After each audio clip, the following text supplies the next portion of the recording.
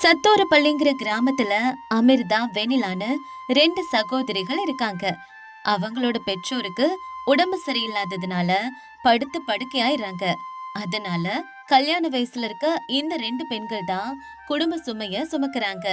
குடும்பம் நடத்துறதுக்கு ஏதாவது ஒரு வேலை செய்யணும்.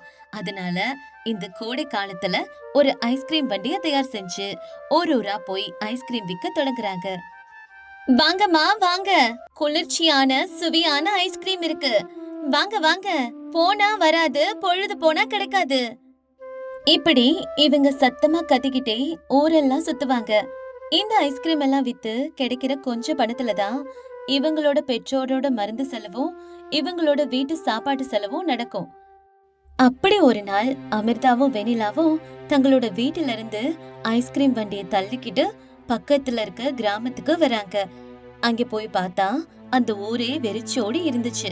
எல்லாரும் வயல் வேலைக்கு போயிருப்பாங்க போல. அன்னைக்கு வெயில் வேற அதிகமா இருந்தது. அதனால அமிர்தாவும் வெனிலாவும் வண்டியை நிறுத்திட்டு ஒரு மரத்து கீழே நின்னு பேசிட்டு இருந்தாங்க. என்ன வெனிலா, இந்த ஊர்ல ஆளே காணோம். இவ்வளவு தூரம் வேற வண்டியை தள்ளிட்டு வந்தோம், விக்கவே இல்ல. ஆமாக்கா, கொஞ்ச நேரம் இருந்து பாப்போம், யாராவது வருவாங்களோ என்னவோ.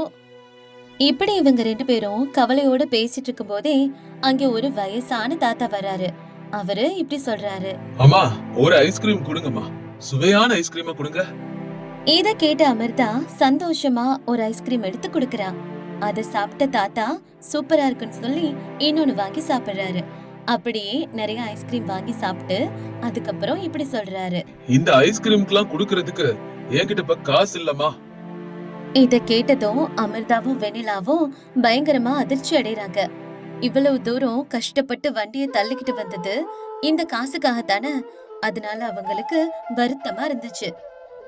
சரி பரவாயில்ல தாத்தா, நாளைக்கு நாங்க மறுபடியும் வருவோம்ல, அப்ப காசு கொடுங்க. இல்லம்மா, என்கிட்ட நிஜமாலுமே காசு இல்லம்மா. நாளைக்கு நீங்க வந்தாலும் என்கிட்ட காசு இருக்காது. இந்த வார்த்தையை கேட்டதும் வெனிலாவுக்கு அழுக வர ஆரம்பிக்குது. தாத்தா, காசு இல்லனா எங்க கிட்ட எதுக்கு வாங்குனீங்க? நாங்க எவ்வளவு தூரத்துல இருந்து வந்திருக்கோம் தெரியுமா? ₹1 சம்பாதிச்சு வீட்டுக்கு கொண்டு போனாதான் எங்க அம்மா அப்பாவுக்கு மருந்து கிடைக்கும். நீங்க இப்படி காசு இல்லைன்னு சொன்னா நாங்க எப்படி பழிக்கிறது? வெனிலா ரொம்பவே வருத்தத்தோட அந்த தாத்தா கிட்ட இப்படி பேசுறா. உங்ககிட்ட இன்னைக்கு நாளைக்கு இல்லைனாலும் பரவாயில்ல, அதுக்கு அடுத்த நாள் இருந்தா கூட கொடுங்க தாத்தா. அமிர்தாவும் ரொம்ப மரியாதையாவே அந்த தாத்தா கிட்ட சொல்றா. அட, என்கிட்ட பணமே இல்லம்மா. இந்த தாத்தா இப்படி சொல்லிட்டு அங்கிருந்து கிளம்பிடுறாரு.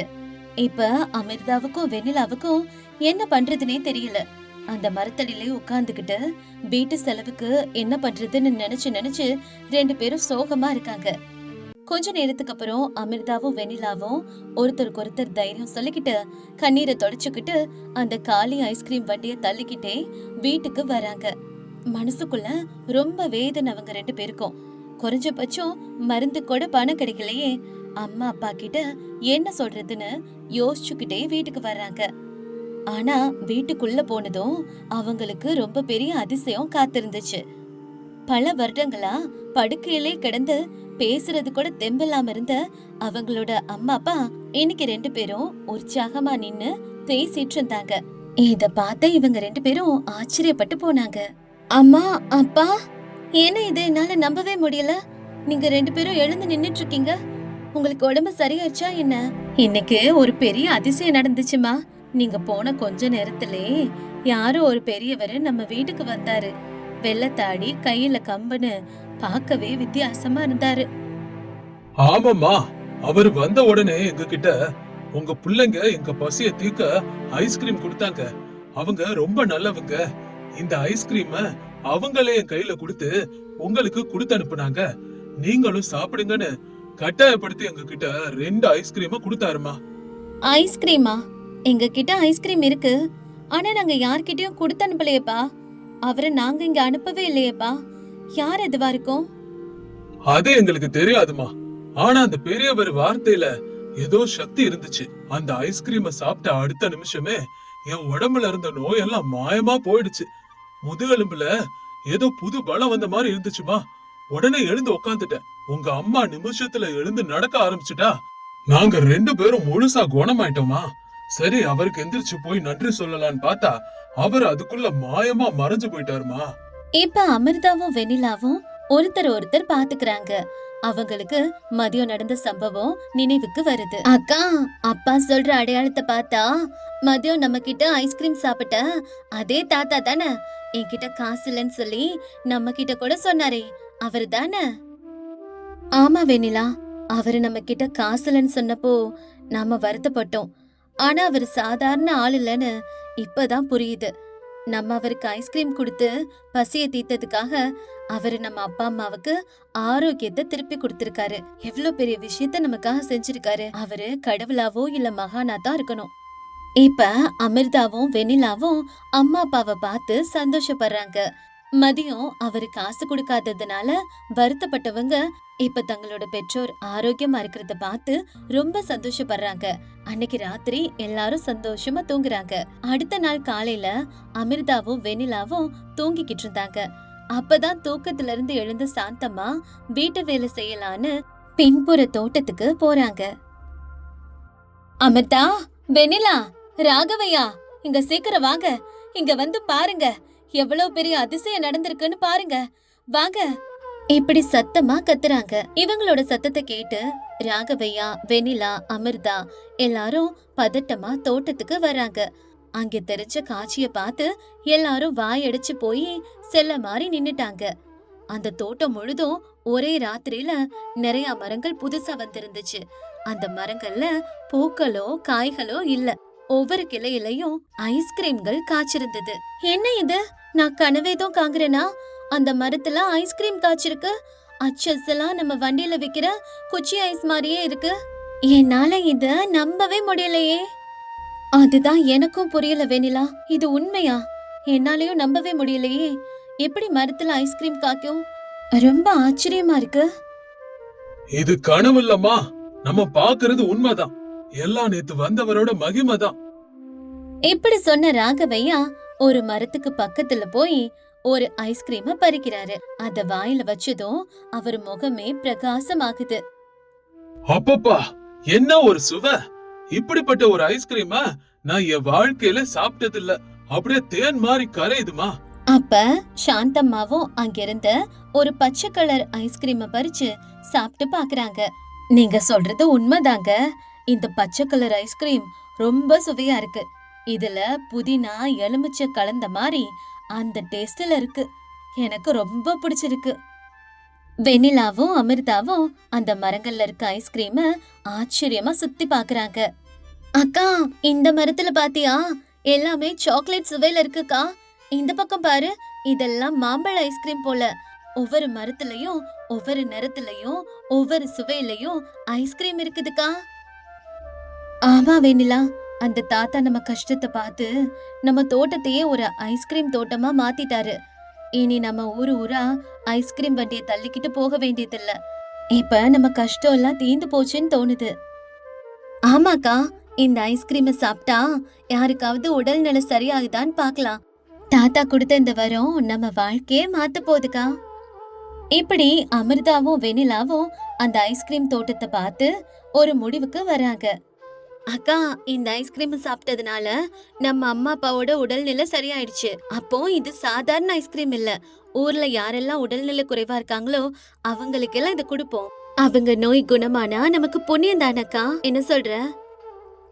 வெண்ணிலா இப்படி சொன்னதும் அமிர்தாவும் அவளோட கருத்தை ஏத்துக்கிறா. அப்படியே செய்யுங்க பிள்ளைங்களா, நம்மனால 4 பேருக்கு நல்லது நடந்தா சந்தோஷம். அடுத்த நாள் காலையிலேயே அமிர்தாவும் வெண்ணிலாவும் இந்த மரத்துல காய்ச்ச ஐஸ்கிரீம் எல்லாம் எடுத்துக்கிட்டு ஊருக்குள்ள போறாங்க. இந்த ஐஸ்கிரீமை பத்தி எடுத்து சொல்றாங்க. ஊர் மக்களே கேளுங்க, இது மாய ஐஸ்கிரீம். இத சாப்பிட்டா உங்க நோய் எல்லாம் நீங்கி நீங்க ஆரோக்கியமா இருப்பீங்க. இத ஒரு மகா புருஷர் எங்களுக்கு பரிசா கொடுத்தாரு. யாருமே முதல்ல இவங்க சொன்னத நம்பல. போதா குறைக்கி திட்டவும் ஆரம்பிக்கிறாங்க.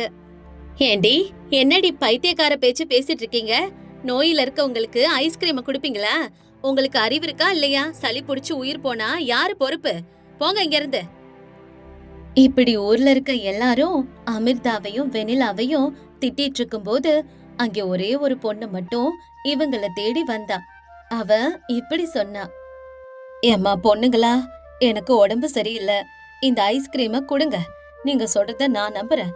இப்படியாவது எனக்கு உடம்பு சரியாகுதான்னு பாப்போம். கொடுங்கம்மா. வெனிலா சந்தோஷமா அந்த பொண்ணுக்கு ஒரு ஐஸ்கிரீம கொடுத்தா. அந்த பொண்ணு அத சாப்பிட்ட அடுத்த நொடியே ஒரு அதிசயம் நடந்துச்சு. அந்த பொண்ணோட கண்ணுல ஒரு புது பிரகாசம் தெரிஞ்சுச்சு. நடுங்கிக்கிட்டு இருந்த கைகள் உறுதியா இருந்துச்சு. புதுசா அவளுக்குள்ள சக்தி வந்துச்சு. அடடா, என்ன இது! என் உடம்புல இருந்த வலி எல்லாம் மாயமா போயிடுச்சு. இப்ப என்னால நல்லா ஓட முடியும் போல தோணுது. நான் ரொம்ப உற்சாகமா இருக்கேன். இத பார்த்த அந்த ஊர் மக்கள் எல்லாரும் வாயடிச்சு போயிட்டாங்க. அதுக்கு முன்னாடி இவங்கள திட்டினவங்க எல்லாம் இப்ப போட்டி போட்டுக்கிட்டு வாங்க வந்தாங்க. மக்கள் எல்லாரும் எனக்கு ஒரு ஐஸ்கிரீம் கொடுங்க, என் தாத்தாவுக்கு ஒண்ணு வேணும், என் குழந்தைக்கு உடம்பு சரியில்லை, எனக்கு ஒண்ணு கொடுங்கன்னு வரிசையில வந்து நின்னாங்க. எல்லாருக்கும் இருக்கு, உங்ககிட்ட இருக்க பணத்தை கொடுத்துட்டு வாங்கிக்கோங்க. வெனிலா இப்படி சொன்னதும் அந்த ஐஸ்கிரீமோட மகிமையை பார்த்த மக்கள் ஒருத்தர் 100, ஒருத்தர் 500, இன்னொருத்தர் 1000ன்னு இப்படி அவங்கவங்க கிட்ட இருக்கிறத கொடுத்து ஐஸ்கிரீம் எல்லாம் வாங்கிட்டு போனாங்க. அன்னைக்கு சாயங்காலத்துக்குள்ள அந்த ஊர்ல நோயோட இருந்த எல்லாரும் அந்த ஐஸ்கிரீமை சாப்பிட்டு குணமானாங்க. அன்னைக்கு மட்டுமே அமிர்தா கிட்டயும் வெனிலா கிட்டயும் நிறைய பணம் இருந்துச்சு. அன்னைக்கு ராத்திரி அமிர்தாவும் வெனிலாவும் அவங்க கிட்ட இருந்த பணத்தை பார்த்து ரொம்ப சந்தோஷப்பட்டாங்க. ஆனா அடுத்த நாள் காலையில அவங்களுக்கு ஒரு பெரிய சோதனை காத்திருந்துச்சு. நேத்து நடந்த செய்தி பக்கத்து கிராமங்களுக்கும் பரவுனதுனால காலையிலேயே வெனிலா வீட்டு முன்னாடி மக்கள் கூட்டம் அலமோதுச்சு. எங்களுக்கும் ஐஸ்கிரீம் வேணும்னு எல்லாரும் கத்த, வெனிலாவும் அமிர்தாவும் தோட்டத்துக்கு போய் பதற்றத்தோட பார்த்தாங்க. அங்க ஒரு ஐஸ்கிரீம் கூட இல்ல. நேத்து பறிச்ச மரத்துல புதுசா ஒரு ஐஸ்கிரீம் கூட காக்கல. வெளியில மக்கள் எல்லாம் சத்தம் போடுறாங்களே, இப்ப என்ன பண்றது? தோட்டத்துல ஒரு ஐஸ்கிரீம் கூட காக்கல. அந்த பெரியவர் நமக்கு வரத்தை கொடுத்துட்டு மறுபடியும் ஏன் இப்படி செஞ்சாரு? ஒன்னும் புரியலையே. இப்படி எல்லாரும் என்னன்னு யோசிச்சுட்டு இருக்கும்போது ராகவையா பேசுறாரு. எனக்கு ஒரு விஷயம் புரியுது. அந்த மகா புருஷர் இந்த வரத்தை உங்களுக்கு கொடுத்தது மக்களுக்கு சேவை செய்யத்தான். ஒருவேளை நேத்து நீங்க அவங்க கிட்ட பணம் வாங்கினதுனாலதான் இந்த மரங்கள் ஐஸ்கிரீம் காய்க்கிறத நிறுத்திடுச்சோ என்னவோ. இதோட காரணம் அதுவா தான் இருக்கும். நீங்க போய் அந்த பணத்தை எல்லார்கிட்ட திருப்பி கொடுத்துருங்க. அப்புறம் என்ன நடக்குதுன்னு பாக்கலாம். அமிர்தாவும் வெனிலாவும் உடனே இதுக்கு சம்மதிச்சு நேத்து யார் யார்கிட்ட எவ்வளவு பணம் வாங்குனாங்களோ அந்த பணத்தை எல்லாம் திருப்பி கொடுக்கறாங்க. எங்களை எல்லாரும் மன்னிச்சிடுங்க. இந்த ஐஸ்கிரீம் கடவுளோட பிரசாதம். இதுக்கு நாங்க பணம் வாங்க கூடாது. எல்லாம் தப்புதான். இவங்க பணத்தை திருப்பி கொடுத்துட்டு வீட்டுக்கு போனதுக்கு அப்புறம் ஆச்சரியமா தோட்டத்துல மறுபடியும் ஐஸ்கிரீம்கள் கொத்து கொத்தா காய்ச்சிருந்தது. அத பார்த்து எல்லாரும் சந்தோஷம் அடைறாங்க. அன்னையில இருந்து அங்க வர்றவங்களுக்கெல்லாம் இலவசமா ஐஸ்கிரீமை கொடுத்து அவங்களோட நோய்களை குணப்படுத்தி புண்ணியம் தேட தொடங்குறாங்க. பக்கத்து மாவட்டங்கள்ல இருந்து கூட மக்கள் வர ஆரம்பிக்கிறாங்க. கொஞ்ச நாளுக்கு அப்புறம் சாந்தம்மாவுக்கு ஒரு சந்தேகம் வந்துச்சு. நாம எல்லாருக்கும் உதவி செய்யறோம், அவங்க எல்லாரும் ஆரோக்கியமா ஆகுறாங்க. ஆனா நம்ம நிலைமை என்ன? நம்ம கஷ்டப்பட்டு வேலை செய்யலைன்னா நம்ம வீட்டுல குடும்பம் எப்படி நடக்கும்? நம்ம பணத்துக்கு என்ன பண்றது? உண்மைதான் அம்மா, நீங்க சொல்ற மாதிரி பணத்துக்காக நம்ம ஏதாவது வேலை தேடிக்கணும். இப்படி இவங்க பேசிட்டு இருக்கும் போதே திடீர்னு அவங்களோட அறையில ஒரு பெரிய ஒளி மின்னுச்சு. அந்த வெளிச்சத்துல ஒரு அழகான ஐஸ்கிரீம் பெட்டி வந்துச்சு. அமிர்தா அந்த பெட்டியை திறக்கிறா.